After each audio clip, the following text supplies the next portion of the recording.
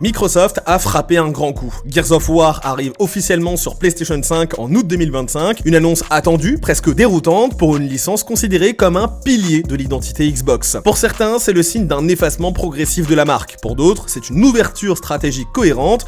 Une chose est certaine, ce mouvement n'est pas soudain. Il est le fruit d'une stratégie de fond amorcée depuis plusieurs années.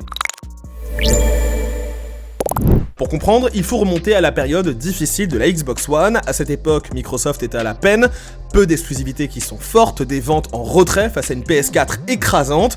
L'entreprise prend alors un virage majeur. Plutôt que de continuer la guerre des consoles, elle choisit de créer un écosystème. La console ne sera plus au cœur du modèle économique, mais un point d'entrée parmi d'autres. Le véritable combat se jouera désormais sur les services, la distribution, mais également les productions. Le rachat de Mojang, créateur de Minecraft, marque un véritable tournant d'ailleurs. Le jeu devient vraiment multiplateforme et symbolise cette volonté d'un Microsoft plus présent, plus transversal.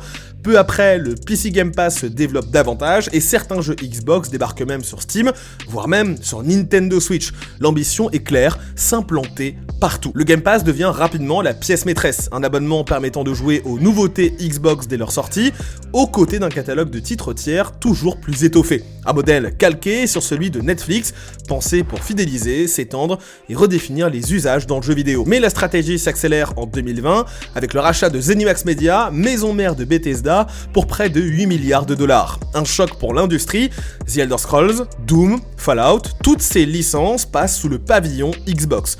2 ans plus tard, Microsoft réitère, cette fois à une échelle bien plus vaste, 68,7 milliards de dollars pour Activision Blizzard King. Un véritable empire vidéoludique rejoint Xbox avec des franchises comme Call of Duty, Diablo ou encore Candy Crush. Ces acquisitions servent un double objectif, d'abord renforcer l'attractivité du Game Pass avec des licences qui sont puissantes, disponibles dès le jour de leur sortie dans le catalogue, ensuite récupérer une immense part des revenus générés, même lorsque les jeux sortent sur des plateformes concurrentes. Et c'est là que le cas Gears of War prend tout son sens.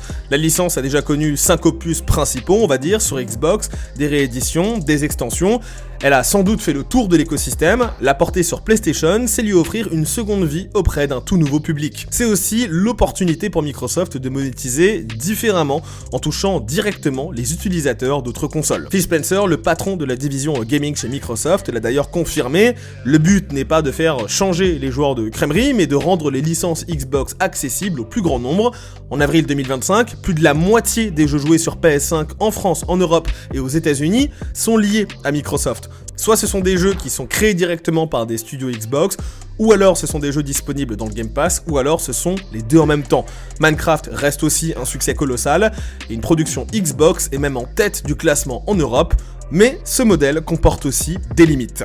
D'un côté, le Game Pass stagne. En février 2024, Microsoft annonçait 34 millions d'abonnés, un chiffre impressionnant mais encore modeste face à des mastodontes du streaming vidéo comme Netflix ou encore Disney+, d'autant que ce chiffre inclut aussi les abonnés Game Pass Core, anciennement Xbox Live Gold. La croissance est réelle mais pas encore exponentielle.